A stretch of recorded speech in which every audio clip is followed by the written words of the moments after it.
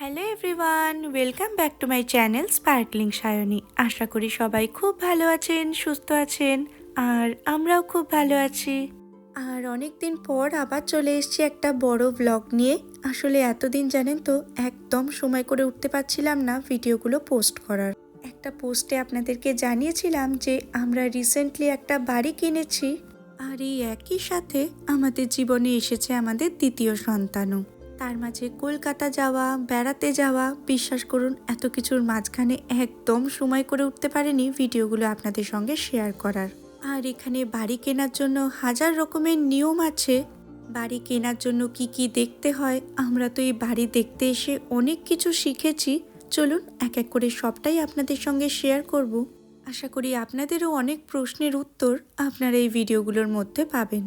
তো আমাদের এই বাড়ি খোঁজার যাত্রা শুরু হয়েছিল 2024 সালে। এইটি প্রথম বাড়ি যেটা আমরা দেখতে এসেছিলাম। এই জায়গাটার নাম হচ্ছে আসেম ওয়ার্ল্ড। আমরা এখন যেখানে থাকি সেখান থেকে অনেকটা দূরে। এটা ছিল একটা সোসাইটির মধ্যে, তো আমাদের সোসাইটিটা খুব ভালো লেগেছিল। এইটা হচ্ছে দেখুন বারান্দা থেকে ভিউ, অসম্ভব সুন্দর ব্যালকনিটা। এখানে দাঁড়ালে মনে হয় ঘন্টার পর ঘন্টা কেটে যাবে। জায়গাটার নাম বললাম আসেম ওয়ার্ল্ড। তো ওয়ার্ল্ড মানে হচ্ছে জঙ্গল। তবে জঙ্গলের মাঝে এটি একমাত্র বাড়ি এমনটা নয়, পাবলিক ট্রান্সপোর্ট এখানে আছে, তবে সেটা একমাত্র বাস। তার আগে আপনাদের বলি আমাদের এই বাড়ি ছাড়ার কারণ কি।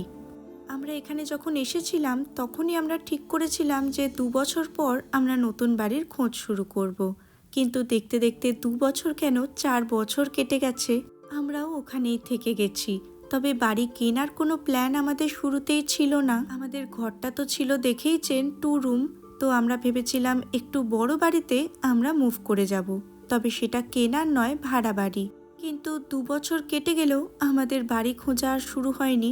অবশ্যই 4 বছর পর যখন আমরা জানতে পারলাম যে আরেকজন আমাদের জীবনে আসতে চলেছে, আর এদিকে রনিও বড় হচ্ছে, তখন আমাদের একটা নতুন বাড়ি খুঁজতেই হতো। কারণ জার্মানির নিয়ম অনুসারে ওই বাড়িটাতে আমরা থাকতে পারবো না, কারণ বাচ্চারা বড় হলে তাদের আলাদা একটা ঘর চাই। কারণ জার্মানির নিয়ম অনুসারে প্রত্যেকটা মানুষের জন্য একটা বাড়িতে নির্দিষ্ট পরিমাণ জায়গার প্রয়োজন। এখানে যেহেতু স্কোয়ার মিটারে হিসাব করা হয়, তো প্রাপ্তবয়স্কদের জন্য 12 স্কোয়ার মিটার আর বাচ্চাদের জন্য 6 স্কোয়ার মিটার। তবে সেটা শুধুমাত্র 6 বছর বয়সী বাচ্চাদেরকেই বাচ্চা ধরা হয়। 6 বছরের পর থেকে ওই 9 থেকে 12 স্কোয়ার মিটার জায়গার প্রয়োজন হয়। তো সেই থেকেই শুরু হয় আমাদের বাড়ি খোঁজা। আর ওই বাড়িটার পরের দিনই আমরা দেখতে এসেছিলাম এই বাড়িটা। আগের বাড়িটা একটু পুরনো ছিল, তবে এই বাড়িটা দেখুন একদম মডার্ন, রিনোভেট করা। আর এই বাড়িটা আমরা এখন যেখানে থাকি সেখান থেকে একদম কাছাকাছিই বলতে পারেন। তো এখানে বাড়ি খোঁজার প্রসেসটা একটু শুরু থেকে আপনাদেরকে বলি। প্রথমত এখানে কতগুলো ওয়েবসাইট আছে যার মাধ্যমে বাড়ি খোঁজা যায়। তার মধ্যে সবচেয়ে ফেমাস হলো ইমো স্কাউট। আর তার মধ্যে আবার 2 রকমের আছে। এক হচ্ছে কোনো এজেন্ট আপনাদেরকে বাড়ি দেখাবে, আর দ্বিতীয়ত যেটা আপনারা নিজেরাই গিয়ে দেখতে পারেন। তো প্রথম যে বাড়িটা আমরা দেখতে গেছিলাম সেই বাড়িটার সাথে কোনো রকম কোনো এজেন্ট যুক্ত নেই। কিন্তু এখন যে বাড়িটা দেখতে এসেছি এটা কিন্তু আমাদেরকে একজন এজেন্ট দেখাচ্ছেন। আর যদি এজেন্টের মাধ্যমে কোনো বাড়ি বিক্রি হয় সেক্ষেত্রে কিন্তু এজেন্টের আলাদা একটা চার্জেস আছে। তো এই ছিল দ্বিতীয় বাড়িটা। আর এর ঠিক 2 দিন পরে আমরা দেখতে গেছিলাম 3 নম্বর বাড়িটা। এর মধ্যে কোনো বাড়ি পছন্দ হলেও আমরা ঠিক করেছিলাম যে আগে আমরা কয়েকটা বাড়ি দেখে নেব, তারপরে আমরা ডিসাইড করব। কিন্তু আমাদের জানা ছিল না এখানে বাড়ি কেনা হোক বা ভাড়া তার চাহিদা প্রবল। তবে সে গল্পে পরে আসছি। আপাতত দেখুন আমরা এখন যে জায়গাটা দিয়ে যাচ্ছি পাশেই অভিকের অফিস। আর ও যেতে যেতে সেটাই দেখাচ্ছিল যে এইখানে বাড়িটা ও সেই কারণেই পছন্দ করেছে। Wenn du sagst, wenn du ehrlich bist, ja, musst du dir irgendeinen Scheiß vorlügen, ja. Bis hinterher, wenn es dann rauskommt. Dann tschüss, erzähl oder তো 3 নম্বর যে বাড়িটা আমরা দেখতে এসেছি সেটা একদম উবান বলুন বা বাস স্টপ দুটোরই সামনে। আর এই ভিডিওগুলো বানাতে বসে আমি নিজেই দেখে অবাক হয়ে যাচ্ছি রনি কত ছোট ছিল দেখুন। আর এখানে বন্ধুদের কাছ থেকে শুনেছিলাম যে বাড়ি খুঁজতে প্রচুর সময় লাগে।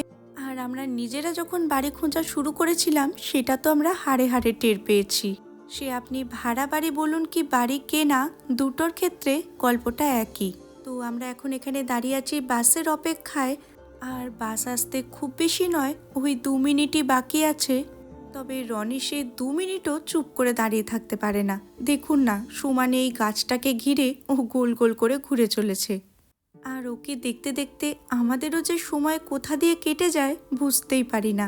দেখুন না, ওই 2 মিনিট কোথা দিয়ে কেটে গেল, বাসও এসে গেছে। তো চলুন এখন আপনাদের নিয়ে যাই 3 নম্বর বাড়িটা দেখতে। এই বাড়িটা আবার ওর বাবারই বেশি পছন্দ ছিল, আমার আবার এই বাস রুটটা একদমই পছন্দ হয় না। আর এই বাড়িটাও দেখছি একদম নতুনই, প্রায় রিনোভেট করা আছে পুরোটাই। এইটা হচ্ছে বাথরুমটা। বাথরুমের টাইলসের রংটাও খুব সুন্দর, আবার দেখুন একটা জানলাও আছে। সাধারণত এখানে যত বাড়ি দেখেছি বাথরুমগুলো একটু অন্ধকারই হয়, খুব কম বাড়ি দেখেছি যেখানে বাথরুমেও জানলা আছে। ইভেন এখন আমরা যে বাড়িটায় থাকি সেখানেও কিন্তু বাথরুমে কোনো জানলা নেই। আর এই হচ্ছে রান্নাঘরটা। এখন আমি এসেছি রান্নাঘরটা একটু দেখতে। তো এই বাড়িটাতে এখন কেউ থাকে না, পুরো ফাঁকাই আছে, তাই জন্য বেশ ভালো করে খুলে টুলে দেখে নিতে পারছি সবকিছু। তবে এখানে এমন অনেক বাড়ি বিক্রি হয় যেখানে কিন্তু এখন অলরেডি টেনেন্ট আছে। কিন্তু তার মানে এই নয় যে আপনি সবকিছু খুঁটিয়ে দেখতে পারবেন না। তবে আমার নিজেরই কেমন একটা মনে হয়, মানে অন্যের পার্সোনাল জিনিসপত্র সেটা আমি এসে অযথা দেখব, সেটা আমার নিজের কেমন একটা লাগে। তবে এখানে জার্মানরা কিন্তু অত কিছু ভাবে না, যেহেতু বাড়িটা ভাড়া নিতে চলেছে বা কিনতে চলেছে, সবকিছু খুঁটিয়ে দেখে নেওয়াটা তার অবশ্যই কর্তব্য। আর এটা হচ্ছে এই বাড়িটার ব্যালকনি থেকে ভিউ। তো চলুন এবারে দেখে নিই বাকি ঘরগুলো। এখানে দেখছি সমস্ত ঘরগুলো ফাঁকাই আছে।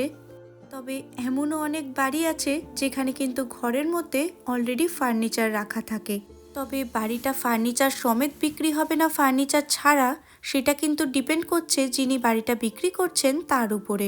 তো এই বাড়িটার একটা প্লাস পয়েন্ট হলো, ওই যে দূরে দেখতে পাচ্ছেন হলুদ রঙের বিল্ডিংটা, ওটা একটা স্কুল। তো স্কুলটা একদম বাড়ির কাছেই হলে এটা কিন্তু একটা দারুণ সুবিধে। তো এই বাড়িটাও আমাদের মোটামুটি ভালোই লেগেছে। তো এক্ষুনি অবশ্যই কিছু ডিসাইড করব না, বাড়ি যাই, আরও 2-4টে আমাদের লিস্টে আছে, তো সেগুলো ভালো করে দেখে নিয়ে তারপর না হয় ভেবে দেখব। বাড়িটার কন্ডিশন মোটামুটি ভালোই, মানে এখানে ফ্লোরিং থেকে দেওয়াল সব কিছুই দেখছি খুব ভালো মতন করেই করা আছে। আর এই যে স্কুলটা এই ঘর থেকেও দেখা যাচ্ছে। বাঁ দিকেই আছে মেন রোড। তবে উবান স্টেশনটা একটু দূরে, ওই যে বাসে করে একটুখানি আসতে হয়। তো এই বাড়িটাও মোটামুটি দেখা হয়ে গেল। চলুন এবার আস্তে আস্তে আমরা বাড়ি যাই। যেহেতু এই বাড়িটা ওর অফিসের সামনে, তাই এটা ওর জন্য একটা খুবই ভালো, কারণ স্কুল যেমন প্রায়োরিটি লিস্টে থাকে তেমনি অফিসটাও। আর সাথে অবশ্যই আরেকটা জিনিস দেখতে হয়, রোজকার এই বাজার দোকানের জন্য সুপার মার্কেট সেটাও যেন আশেপাশেই থাকে। তো চলুন আজকের মতন ভিডিওটা এখানেই শেষ করছি। আবার যখন নতুন কোনো বাড়ি দেখতে যাব অবশ্যই আপনাদেরকেও সঙ্গে করে নিয়ে যাব।